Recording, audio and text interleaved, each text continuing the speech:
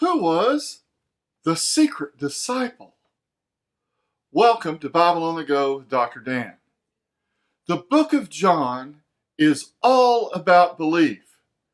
You could even call the book of John a 20-chapter altar call, because every story John tells is to get us to believe.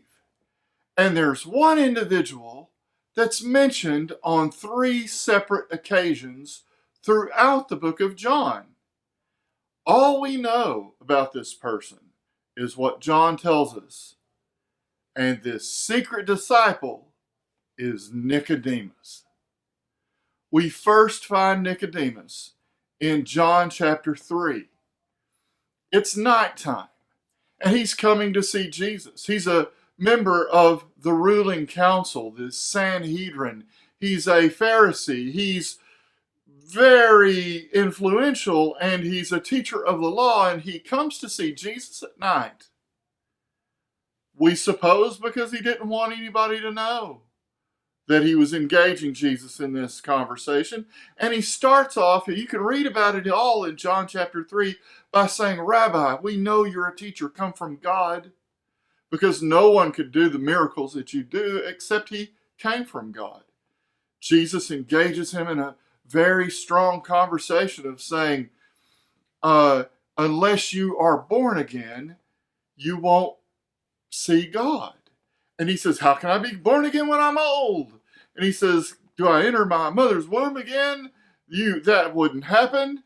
And Jesus said, the details of you must be born of water and the Spirit. And it's in the middle of this discussion at night with this old Pharisee named Nicodemus that Jesus gives the greatest, tightest, grandest statement about the love of God in John 3:16.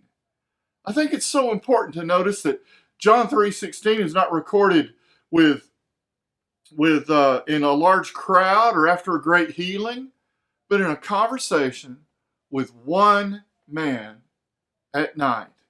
The first time we hear about Nicodemus, Jesus says, "For God so loved the world that he gave his only begotten Son, that whosoever believeth in him should not perish, but have everlasting life." The fascinating thing about this story is we're not told anything about Nicodemus's reaction to this grand story. And yet John brings Nicodemus up later in the book of John, in John chapter 7, verse 50. It's a fascinating story, because as Jesus is doing the healings and the teachings, and the Pharisees are starting to put 2 and 2 together, the Sanhedrin, they're trying to find a way to accuse Jesus, and he's going to be betrayed, we know, as we read the rest of the book. But in chapter 7, the heat is on, as it were, and we find in verse 45 of John 7 where this next episode of Nicodemus shows up. It says, "Finally, the temple guards went back to the chief priests and the Pharisees, who asked them, 'Why didn't you bring him in?' And in verse 46, the guards said, 'No one ever spoke the way this man does,' the guards replied. They responded in verse 47, 'You mean he's deceived you also?' The Pharisees retorted, Have any of the rulers of the Pharisees believed in him?" What a question. "No, but this mob knows nothing of the law. There is a curse on them."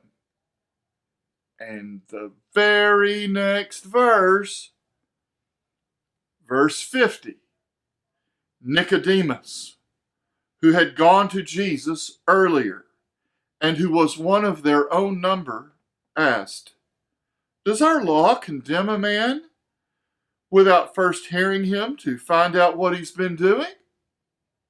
They replied, "Are you from Galilee too? Look into it, and you'll find that a prophet does not come out of Galilee." And,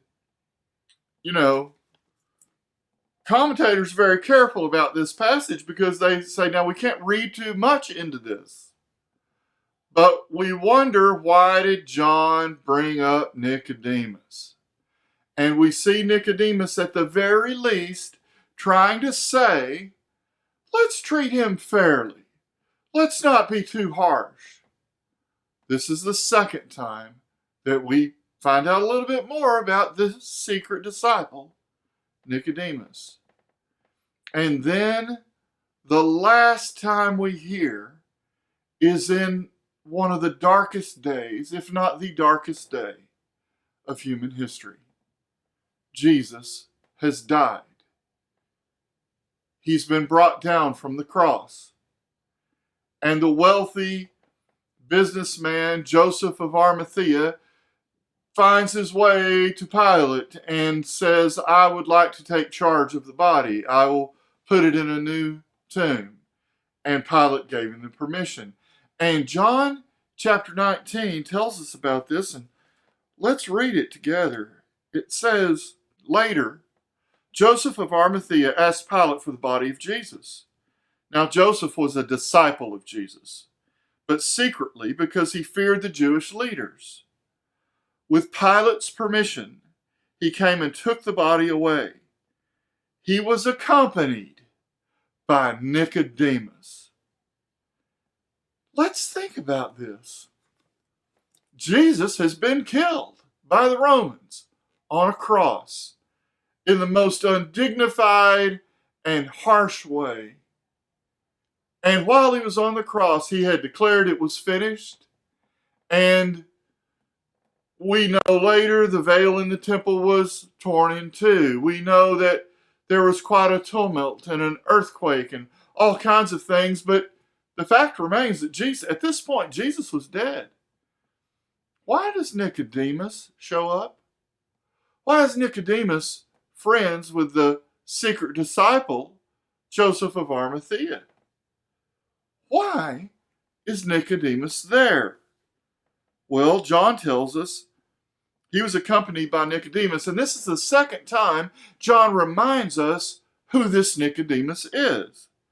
The man who earlier had visited Jesus at night.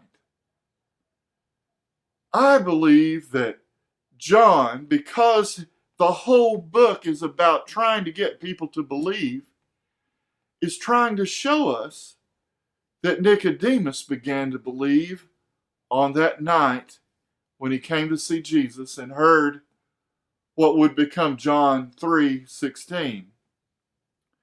John tells us further, it says, the man who'd earlier visited Jesus at night, Nicodemus, brought a mixture of myrrh and aloes, about 75 pounds. These were spread out over burial strips, and they wrapped Jesus' body in the myrrh and aloes. Joseph of Arimathea and Nicodemus were seeing to it that Jesus got the right, dignified burial. And you wonder if it was in the hope of a resurrection.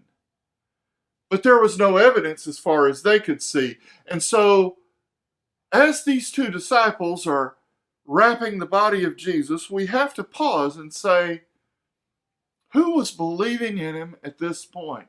The disciples were gone, and yet these two disciples took charge of the body of Jesus. John tells us further, taking Jesus' body, the two of them wrapped it with spices and strips of linen. This was in accordance with Jewish burial customs. At the place where Jesus was crucified, there was a garden, and in the garden a new tomb, in which no one had ever been laid. Because it was the Jewish day of preparation, and since the tomb was nearby, they laid Jesus there. Well, we know the rest of the story. 3 days later, he arose from the dead, triumphing over death, hell, and the grave. And now we know more about the secret disciple. Thanks for watching Bible on the Go with Dr. Dan. Hit that like button, subscribe, and hit the bell to be reminded of new content. Check out our page on Pinterest. Go to our Facebook page, Bible on the Go with Dr. Dan. And for daily devotionals, go to BibleOnTheGo.org.